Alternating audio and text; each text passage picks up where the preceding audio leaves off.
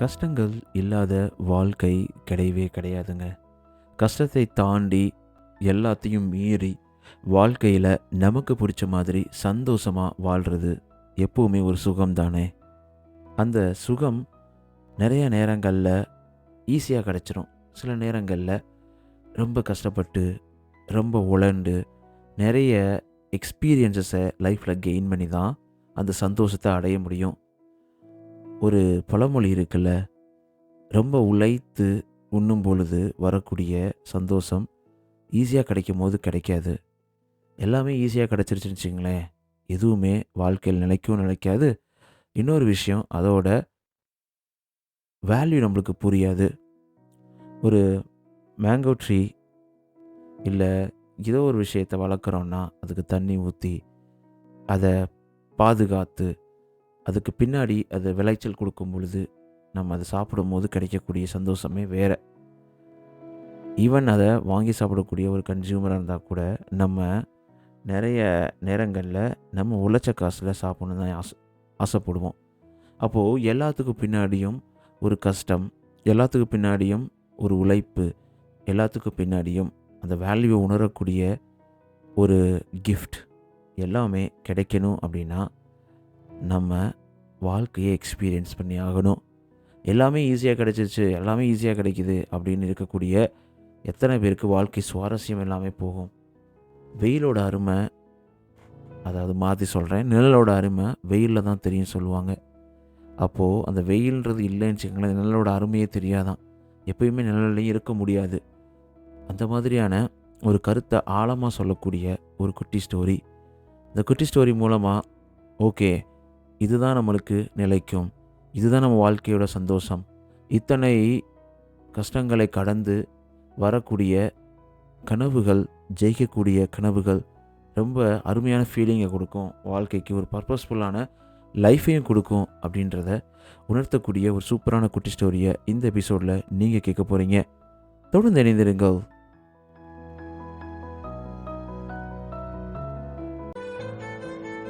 நீங்கள் சிரிக்கின்ற போதிலும் அழுகின்ற போதிலும் வழித்துணை போலவே என் குரலுடன் தோன்றுவேன். நீங்க கேட்டுக்கிட்டு இருக்கீங்க RG Mano, Tamil self help improvement motivational podcast. இது உங்களோட நம்பிக்கை. உங்களால் நான், உங்களால் மட்டுமே நான். அனைவருக்கும் அன்பான வணக்கங்கள். நண்பா, நண்பி, எல்லாரும் எப்படி இருக்கீங்க? ஒரு அழகான நேரம், காலம் எல்லாமே கூடி வரும் பொழுது உங்களை மீட் பண்ணணும் அப்படி தோணும். அந்த காலம், அந்த நேரம் வாரம் வாரம் வரும். ஏன்னா நீங்கள் வெயிட் பண்ணிக்கிட்டு இருப்பீங்க, எனக்கு தெரியும். இது வரைக்கும் கிட்டத்தட்ட ரொம்ப பெரிய லெவலில் நீங்கள் கொடுக்கக்கூடிய சப்போர்ட் என்னை ரொம்ப உந்தி தள்ளிக்கிட்டே இருக்குது. நம்ம எல்லாரும் முன்னாடி போய்கிட்டே இருக்கோம், ஜெயிச்சுக்கிட்டே இருக்கோம் அப்படின்றத மீண்டும் மீண்டும் சொல்லிக்கிறேன். 20,000க்கும் மேற்பட்ட நிறைய நண்பா நண்பிகள் வேறு வேறு பிளாட்ஃபார்மில் தொடர்ந்து சப்போர்ட்டை கொடுத்துக்கிட்டே இருக்கீங்க. நீங்கள் கொடுக்கக்கூடிய ஒவ்வொரு சப்போர்ட்டும், நீங்கள் சப்ஸ்கிரைப் பண்ணுறதா இருக்கட்டும், ஃபாலோ பண்ணுறதா இருக்கட்டும், இல்லை உங்கள் 5 ரேட்டிங்ஸாக இருக்கட்டும், எல்லாத்துக்கும் ஒரு மிகப்பெரிய இம்பேக்ட் இருக்குது. ஏன்னா இது எந்த ஒரு மானிட்டரி பெனிஃபிட்டும் கிடையாமல் முழுக்க முழுக்க நமக்கு கண்ணுக்கு தெரியாத நண்பா நண்பிகள் வாழ்க்கையில் ஒரு மாற்றத்தை கொண்டு வரணும் அப்படின்ற ஒரு முயற்சி தான் இந்த ஒரு முயற்சி. அந்த மாற்றத்தை கொண்டு வருவதற்கு நீங்கள் ஹெல்ப் பண்ணும்போது ரொம்பவே சந்தோஷமாக இருக்குது. ஃபஸ்ட் டைமாக நம்ம பாட்காஸ்ட் பிளாட்ஃபார்மில் லிசன் பண்ணுறீங்க அப்படின்னா உங்களுக்கு ஒரு மிகப்பெரிய நன்றி. அது மட்டும் இல்லாமல் welcome and join RG Mano, Tamil self of motivational improvement podcast journey. எத்தனையோ டிஸ்ட்ராக்ஷன், எவ்வளவோ கண்டென்ட், எவ்வளவோ வாழ்க்கையில் வேலைகள், கமிட்மெண்ட், பிரச்சனைகள் எது இருந்தாலும் நம்ம பாட்காஸ்ட்டை லிசன் பண்ணணும் அப்படின்னு ஸ்டாப் பை பண்ணியிருக்க உங்களுக்கு நீங்கள் நான் சொல்கிறது ஒரே ஒரு விஷயந்தான். வாழ்க்கையை முன்னேற்றணும், வாழ்க்கையை மாற்றி அமைக்கணும், சந்தோஷமாக வாழணும், வாழ்க்கை சிறப்பாக இருக்கணும் அப்படின்ற ஒரு எண்ணம் உங்களை உந்தி தள்ளி இருக்குது. உங்களுக்கு ஒரு மிகப்பெரிய சல்யூட். நீங்கள் இங்கே வந்ததுக்கு இதே மாதிரி ஸ்ப்ரெட் பண்ணுங்கள். நல்ல நல்ல உங்களுடைய நண்பர்களுக்கு, உங்களுடைய குடும்பத்தினருக்கு நீங்கள் கேட்குறது எல்லாமே யூஸ்ஃபுல்லாக இருக்குது அப்படின்னா ஷேர் பண்ணுங்கள். ஸோ அது எல்லாமே நம்ம நோக்கி ஓடுற அந்த கோலை அச்சீவ் பண்ணுறதுக்கு ரொம்ப ஹெல்ப்ஃபுல்லாக இருக்கும். நீங்கள் இந்த பாட்காஸ்ட் பிளாட்ஃபார்ம் லிசன் பண்ணாலும் மறக்காமல் சப்ஸ்கிரைப், ஃபாலோ பண்ணிருக்க நம்பி.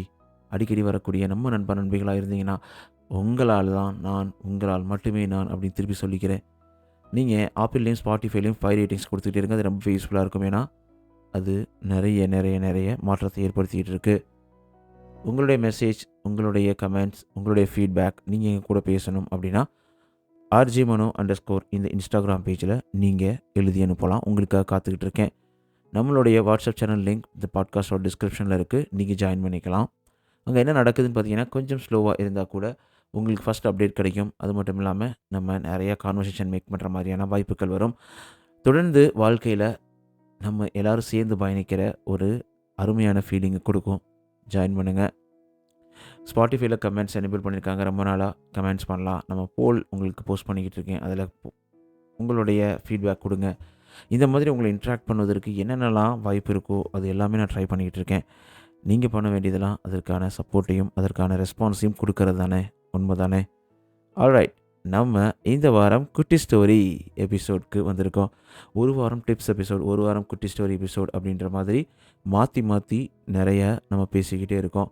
இந்த வாரம் நம்ம பார்க்க போகிற குட்டி story keeping the root stronger. ரொம்ப அருமையான கதை. 2 முதியவர்கள், அதாவது ஒன்ஸ் அப்பான் அ டைம் அப்படின்ற மாதிரி ஆரம்பிக்கிற மாதிரி ஒரு அழகான ஒரு ஏரியா. கிராமமும் கிடையாது, நகரமும் கிடையாது, ஒரு அர்பன் ரூரல் எல்லாம் கலந்த ஒரு ஏரியா. அவங்க ஆப்போசிட்டில் வாழ்கிறாங்க. 2 பெரியவங்க. 2 பேருமே ரிட்டையர் ஆகிட்டு வாழ்க்கையை ஹாயாக ஒரு பீஸ்ஃபுல்லான லைஃப்பை லீட் பண்ணணும்னு சொல்லிட்டு லீட் பண்ணிக்கிட்டு இருக்கிறாங்க. அதில் ஒருத்தர் வந்து ரிட்டையர்ட் டீச்சர், இன்னொருத்தவங்க வந்து இன்சூரன்ஸ் ஏஜெண்ட். இவங்க 2 பேரும் அதே வாழ்க்கை, ரிட்டையர்மெண்ட் வாழ்க்கையை ஆப்போசிட் வாழ்க்கையில் வாழ்ந்துக்கிட்டு இருக்கிறாங்க. இதில் இந்த இன்சூரன்ஸ் ஏஜெண்ட் சொன்னேன்ல, அவருக்கு இந்த டெக்னாலஜி அதுலலாம் ரொம்ப ஆர்வம் அதிகம். நிறைய யூடியூப் பார்ப்பார், நிறைய ஃபோன் நோண்டுவார்னு வச்சுக்கோங்களேன். டீச்சர் அப்படி கிடையாது. ஸோ அந்த போத் ஆஃப் தம் என்ன பண்ணுறாங்கன்னா, அவங்க 2 பேரும் அவங்க வீட்டுக்கு முன்னாடி நிறைய பிளான்ட், அதாவது செடிகளை நட்டு அதை ரொம்ப அழகான கார்டனாக உருவாக்க ட்ரை பண்ணிகிட்டு இருக்கிறாங்க, உருவாக்கிக்கிட்டும் இருக்கிறாங்க. அப்போ அந்த ரிட்டையர்ட் டீச்சர் எப்போ பார்த்தாலும் பார்த்தீங்கன்னா, அங்கே முன்னாடி இருக்கக்கூடிய செடிகளுக்கு எப்போவுமே கொஞ்சமாக தண்ணி ஊற்றுவார். அவங்க பிளான்ட்டை பெருசாக கண்டுக்கவே மாட்டார். வருவார், லைட்டாக தண்ணி ஊற்றுவார், கிளம்பிக்கிட்டே இருப்பார். ஃபுல் அட்டென்ஷன்லாம் கொடுக்கவே மாட்டார். அதே இது ஆப்போசிட்டில் இருக்கக்கூடிய இன்சூரன்ஸ் ஏஜென்ட்டு நிறைய யூடியூப் வீடியோலாம் பார்த்து இதை பண்ணுங்கள், அதை பண்ணுங்கள், அப்படி பண்ணுங்கள், இப்படி பண்ணுங்கன்னு சொல்லிட்டு ஏதோ ஒரு கண்டென்ட்டுக்காக பண்ணுற நிறையா விஷயங்களை டைஜஸ்ட் பண்ணி அதிலிருந்து சில விஷயங்கள் எடுத்து அவர் பார்த்திங்கன்னா பயங்கரமாக தண்ணி கொடுக்குறாரு, தண்ணி ஊற்றுறாரு. அதுக்கப்புறம் அந்த செடிகள் பக்கத்துலேயே இருந்து நிறையா பார்த்துக்கிறாரு, மேனேஜ் பண்ணுறாரு. எப்போ பார்த்தாலும் அதில் தான் இருக்கிறாரு. ஆனால் இந்த ரிட்டையர்ட் டீச்சரோட பிளான்ட்டோ பார்த்தீங்கன்னா கொஞ்சம் தான் தண்ணி ஊற்றுறாரு, பார்க்கறதுக்கு ரொம்ப சிம்பிளாக இருக்குது. பட் எனக்கு ஓகே, கரெக்டான தண்ணி ஊற்றுறாரு, பார்க்குறாரு, போகிறாரு, அந்த மாதிரி இருக்கிறாரு. ஆனால் இன்சூரன்ஸ் ஏஜென்ட் பார்த்தீங்கன்னா பயங்கரமாக வளர்ந்த மாதிரி இருக்குது, ரொம்ப க்ரீனாகவும் இருக்குது. ஏன்னா நிறையா வாட்டர் விடுறாருல, நல்லா பண்ணுறாரு. இவங்க 2 பேரும் ஆப்போசிட்டில் பார்த்துக்கிறாங்க, சிரிச்சுட்டு ஒரு நாள் நைட்டு என்ன நடக்குது, இவங்க 2 பேரும் தூங்க போயிடுறாங்க. அன்றைக்கி நைட்டு பார்த்திங்கன்னா பயங்கரமான புயல், ரொம்ப பெரிய மழை, பயங்கரமான காற்று, ஒரு மைனரான ஒரு ஸ்ட்ரோம் வருதுங்க, ஒரு சூறாவளி புயல் வந்துடுது. காலைல எழுந்திரிச்சோடனே இவங்களுக்கு ரொம்ப வருத்தம். ஐயோ, என்னெல்லாம் ஆயிருக்குமோ செடிகளுக்கு, என்னென்னலாம் டேமேஜ் ஆகிருக்கும் தெரியலையே அப்படின்னு சொல்லிட்டு 2 பேரும் படபடன்னு வெளில ஓடியாராங்க. வெளில வந்து பார்க்குறாங்க, அவங்கவுங்க செடிகள் எல்லாத்தையும் தொட்டு பார்க்குறாங்க. அந்த பக்கத்தில் வீட்டுக்கார் இன்சூரன்ஸ் ஏஜென்ட் இருக்கிறார்ல, அவரை பார்த்தீங்கன்னா எல்லா செடிகளும் புடுங்கி எரியப்பட்டது. அதோட அந்த வேர்கள் எல்லாமே வெளியில் தெரியுது, மொத்தமாகவே டெஸ்ட்ராய் ஆகிடுச்சு. ஆனால் அந்த ரிட்டையர்ட் டீச்சர் அவங்க வீட்டில் இருக்க பிளான் பார்த்தீங்கன்னா டேமேஜே ஆகலை, ஸ்லைட்டாக டேமேஜ் ஆகிருக்கு, எல்லாமே ரொம்ப ஸ்ட்ராங்காக நின்றுட்டுருக்கு. உடனே வந்து இந்த இன்சூரன்ஸ் ஏஜென்ட் அந்த பக்கத்து வீட்டுக்காருக்கு ஒரே சர்ப்ரைஸ். என்னடா அது, நம்ம டெய்லி தண்ணி ஊற்றினோம், நல்லா க்ரீனா தான் வச்சுக்கிட்டோம். எல்லாமே குடுத்தோம்.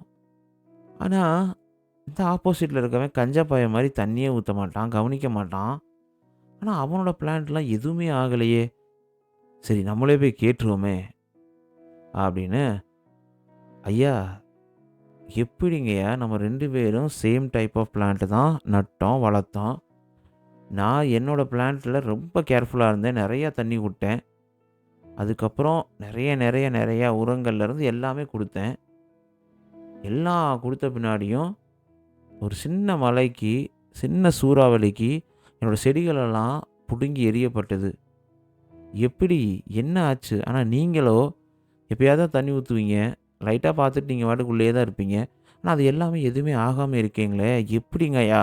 அப்படின்னு பயங்கர ஷாக்கிங்காவும், சர்ப்ரைஸாவும் கேட்குறாரு. அதுக்கு அந்த ரிட்டயர்ட் டீச்சர் ஸ்மைல் பண்ணிட்டே சொல்றாரு, "you gave your plants more attention and water. But because of that they did not need to work themselves for it. You made it easy for them." நீ உன்னோட செடிகளுக்கு பயங்கரமான கவனம் செலுத்தின. நெறைய வாட்டர் குடுத்த. அதனால அதுகளுக்கு வாட்டர தேடி போணும்னு சொல்ட்டு, அது வேர்கள பரப்ப விடல. அதுக எப்பயுமே ஒரு கம்ஃபர்டபுள் ஜோன்ல ரொம்ப சந்தோஷமாவும், ரொம்ப ஈஸியாவும் இருந்துருச்சு. அதுக்கான தேவை என்னன்றதே அதுக்கு புரியாம போயிருச்சு. தேவைக்கு அதிகமா எல்லாத்தையும் நீ குடுத்துக்கிட்டே இருந்த. ஆனா நான் அதுக்கு தேவையான அளவான வாட்டர் மட்டும் தான் குடுத்தேன். மிச்சத்த அதுகளே அதோட ரூட் வேர்கள் எல்லாமே தேடி படர ஆரம்பிச்சது. மண்ண நல்லா இறுக பிடிக்க ஆரம்பிச்சது. அதனால தான் அதோட வேர்கள் ரொம்ப ஆழமாவும், அதே மாதிரி ரொம்ப ஸ்ட்ராங்காவும் அத நிறுத்தி வச்சு வச்சு ஸ்ட்ராங்கா இருந்திருக்கு. அதனால தான் என்னோட செடிகள் எல்லாமே சர்வைவ் ஆயிருக்கு. புரியுதா? அப்படின்னு சொல்லியிருக்காரு. உடனே இவருக்கு ஏத்துக்க முடியல தான். பட் ஆனா அவர் சொல்றதுல ஒரு நியாயம் இருக்குல்ல. சரி, நானும் அதே பண்றேன்னு சொல்லிட்டு திருப்பி போயிட்டாரு. அந்த டீச்சர் சொல்றாரு, "கவலைப்படாத. இத நீ ஃபாலோ பண்ணி பாரு. கண்டிப்பா இருக்கும். உன்னோட செடிகளும் ரொம்ப ஸ்ட்ராங்கா வரும்." அப்படின்னு சொல்லிட்டு போனாரு. நம்ம எல்லாமே நெனைப்போம், நம்ம நெறைய தண்ணி ஊத்தி எல்லாத்தையும் வளர்த்து எல்லாம் பார்த்தா ரொம்ப ஸ்ட்ராங்கா வரும். நெறையா குடுக்குன்னு சொல்லிட்டு. உண்மதான். ஆனா அதுக்கு தேவையான அளவுக்கு எத மீறி குடுக்குறோமோ அது இருக்காது. கரெக்ட்டுங்களா? ஆனா இங்க நம்ம என்ன மாரல் ஆஃப் த ஸ்டோரி பார்க்குறோம்னா, 2 விஷயங்கள் எடுத்துக்கலாங்க. பேரண்டிங் அண்ட் சில்ட்ரன் அந்த மாரி ஒரு கான்செப்ட்டா எடுத்துக்கலாம். நான் 2யுமே உங்களுக்கு சொல்லப் போறேன். 2வது நமக்கு நாமே ஒரு கருத்து எடுத்துக்கிறோம் இதுல. ஃபர்ஸ்ட் அந்த பேரண்டிங் சைல்ட்ல பார்ப்போம். இப்ப ஒரு சில பேரண்ட்ஸ் இருப்பாங்க. தான் பசங்க கஷ்டப்படுவாங்களோ! அப்படின்னு சொல்லிட்டு எல்லாத்தையும் குடுத்துக்கிட்டே இருப்பாங்க. அவங்களுக்கு தேவைக்கு மீறி எல்லாத்தையும் குடுப்பாங்க. எல்லாத்தையும் அவங்க இத குடுக்கணும், குடுக்கணும், இல்ல இத லிமிட் பண்ணணும் அப்படிலாம் யோசிக்கவே மாட்டாங்க. அவங்க பாட்டுக்கு குடுத்துக்கிட்டே இருப்பாங்க. அப்போ அந்த குழந்தைகளுக்கு நமக்கு என்ன வேணுன்றது ஃபர்ஸ்ட் தெரியாது. 2வது எல்லாமே கிடைக்கிறனால கிடைக்கிற அந்த பொருளோட அரும தெரியாது. அது மாரி ரொம்ப பெருசா ஹார்ட் ஒர்க் பண்ண மாட்டாங்க. நமக்கு தான் எல்லாமே கிடைக்குதே நம்ம கேட்காமலே. சாப்பாட்லருந்து, டாய்ஸ்லருந்து, புக்ஸ்லருந்து எது வேணுமோ எல்லாமே நான் கேட்காமலே கிடைக்கிறப்ப அதோட அருமை புரியாது.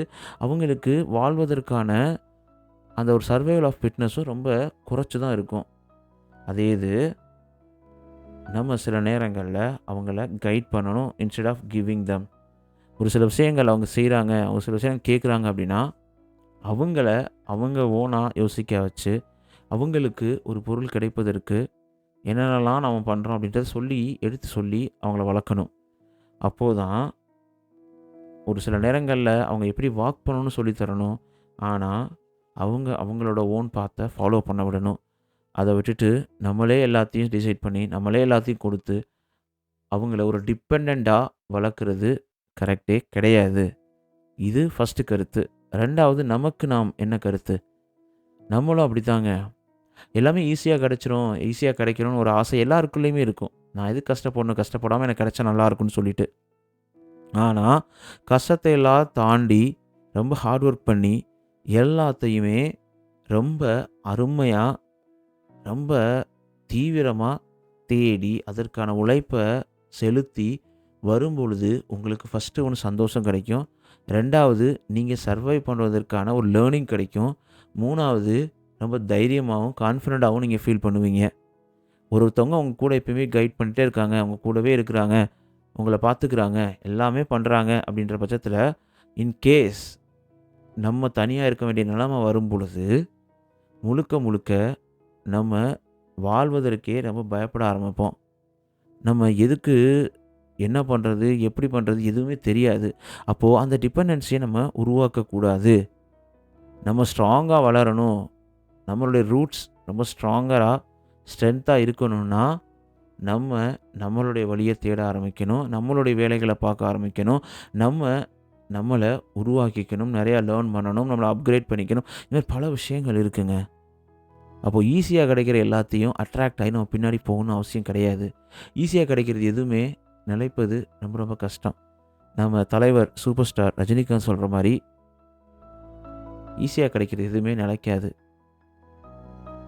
ரொம்ப ஹார்ட் ஒர்க், உழைப்பு, நம்பிக்கை எல்லாமே ரொம்ப ரொம்ப ரொம்ப ரொம்ப இம்பார்ட்டன்ட் அப்படின்றத இந்த கதை அருமையா சொல்லியிருக்கு. உண்மதானே?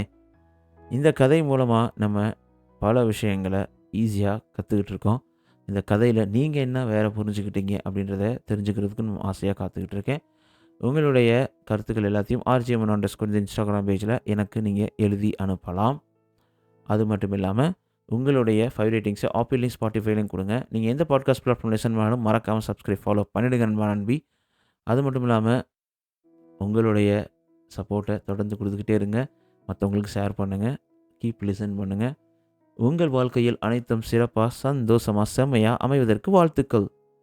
நான் உங்கள்ட்ட பேசிட்டு இருக்கேன் மனோ. நீங்க கேட்டுக்கிட்டு இருக்கீங்க RJ_Mano Tamil self help motivational improvement podcast. இது உங்களோட நம்பிக்கை. உங்க வாழ்க்கையில் அனைத்தும் செம்மையா, சூப்பரா, சந்தோஷமா, செம்மையா கண்டிப்பா அமையுங்க. அப்படியே இல்லைனாலும் கஷ்டம் இருந்தாலும் எல்லாமே கடந்து போகும். இதுவும் கடந்து போகும், எதுவும் கடந்து போகும் என்ற நம்பிக்கையோட வாழ்க்கைய பார்ப்போம். அடுத்த வாரம் சூப்பரான ஒரு டிப்ஸ் எபிசோடோட உங்கள வந்து சந்திக்கிறேன். அதுவரைக்கும் உங்களிடமிருந்து விடைபெறுவது RJ_Mano. Bye bye. Take care. See you.